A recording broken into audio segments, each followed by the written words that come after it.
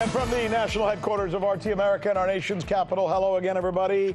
I'm Rick Sanchez. Tonight, Jeffrey Epstein may be spending his last night in jail because come tomorrow, he may be out. By the way, there's more information about Epstein that just came out that I can't wait to share with you. Also, if you thought that airport delays and that cancellations are bad right now, wait till you hear the latest on the Boeing situation that we're going to be reporting for you. But we are going to begin tonight with the global economy.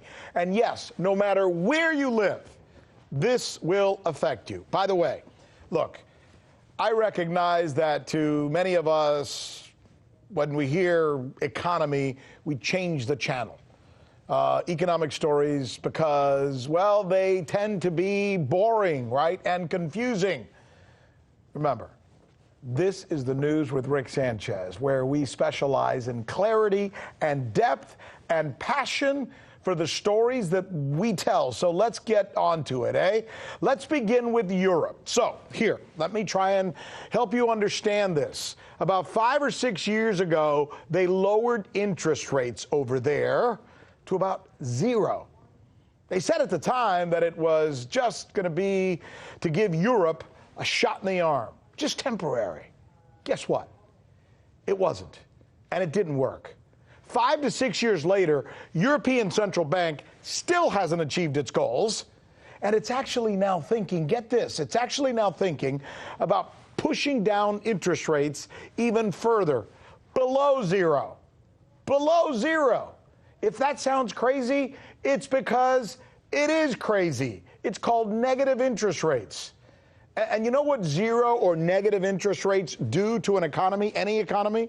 Banks get weaker, dying companies stay on life support longer, saving becomes, well, not worth doing. Who's going to save if you're only going to get a half a point on your savings? And corporate debt goes through the roof. Everybody's borrowing. Money's almost free, right? So why am I telling you this? Because here in the United States, our government is now taking the same path, it seems, as Europe has taken. The Fed is talking about lowering interest rates. Now, why in the world would you lower interest rates during a vibrant economy? Unless it's simply not true that the economy is vibrant. See, we're told here almost on a daily basis that our economy has never been better, right? Is that true? Time for some facts. Are you ready? Yes, the stock market is rallying. But that's because investors are giddy. You would be too if you were told the Federal Reserve is going to be cutting interest rates again. Of course they're going to invest. And yes, most Americans today watching, CNN, Fox, and normal cable news channels are buying into the, quote, "We have the greatest economy in the world."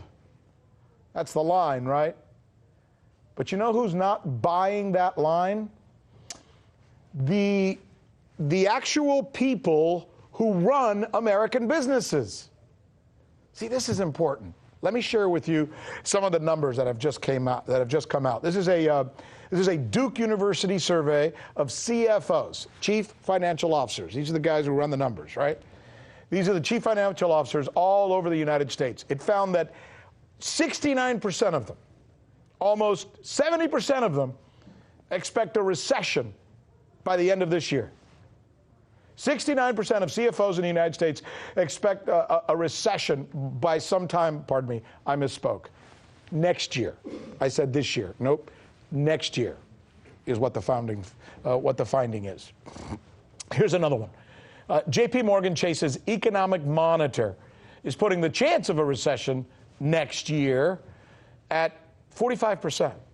And by the way, that's up from 20% from when they did the same study last year. So what we're going to do is we're going to try and break this down for you even further. Because this is the kind of stuff that affects all of us. You and me and our kids and our parents and everybody else. This is the News with Rick Sanchez, where we remain committed to the notion that, it's time to do news again.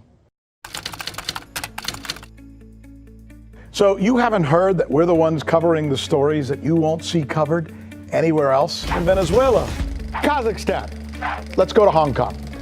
And the media reaction to that has been crickets. How about the way we cover those stories?